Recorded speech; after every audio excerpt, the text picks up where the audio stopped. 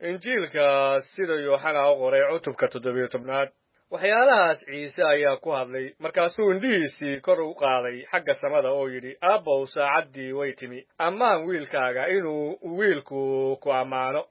sidaad amar ugu siisay dadka oo dhan inuu nolosha weligeeda siiyo kuwaad isaga siisay oo dhan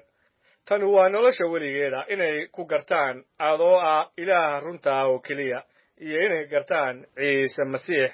kii aad soo dirtay dhulka ayaan kugu ammaanay anoo dhammeeyey shughulkaad ii dhiibtay inaan sameeyo haddana aabbow adiga qudhaadu igu ammaantaan kula lahaa intaan dunidu jirin magacaagaan u muujiyey dadkii aad dunida iga siisay kuwaagii bay ahaayeen oo anaadi siisay iyaguna hadalkaagay xijiyeen hadda waxay garanayaan wax kastoo aad siisayba inay xaggaaga ka yimaadeen waayo erayadaad siisay ayaan siiyey iyaga wayna aqbaleen run ahaan bayna u garteen inaan kaa imid wayna rumaysteen inaad isoo dirtay iyaga waan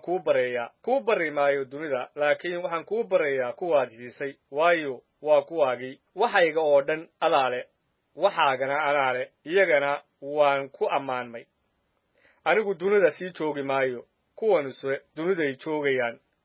aniguna waan ku imanayaa aabe quduusow iyaga ku hay magacaagii aad siisay inay mid ahaadaan sideenna oo kale intaan iyaga la jiray waxaan iyaga ku hayay magacaagii aad siisay waanan ilaaliyey midkoodna ma lumin wiilka halaagga maahee in qorniinku ahaado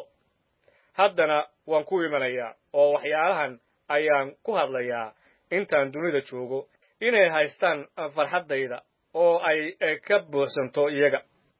hadalkaagii ayaan siiyey oo dunidu waa nibcaatay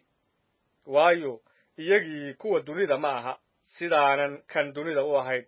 kaa baryi maayo inaad iyaga dunida ka qaadid waxaase kaa barayaa inaad ka dhowrtid kan shar kale iyagu kuwii dunida ma aha sidaanan kan dunida u ahayn iyaga quduus kaga dhig runta hadalkaagu waa runtee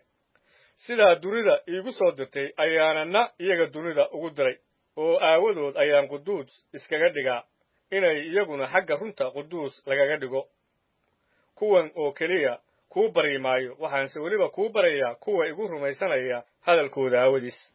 inay dhammaan mid ahaadaan sidaad adigu aabbow iigu jirtid aniguna aan kuugu jiro inay iyaguna inoogu jiraan in dunidu rumaysato inaad isoo dirtay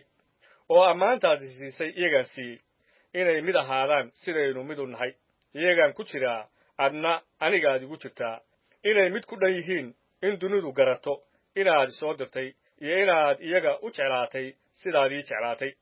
aabbow kuwaad siisay waan doonayaa inay ila joogaan meeshaan joogo inay arkaan ammaantaydii aad siisay waayo adaa i jeclaa intaan dunida la aasaasin aabbaha xaqa ahow dunidu kuma ay garanaynin laakiinse waan ku garanayay kuwanuna waxay garanayeen inaad isoo dirtay magacaygaan iyagii garansiiyey waanan garansiin doonaa in jacaylkii aad i jeclayd uu ku jiro iyaga anna aan iyaga ku jiro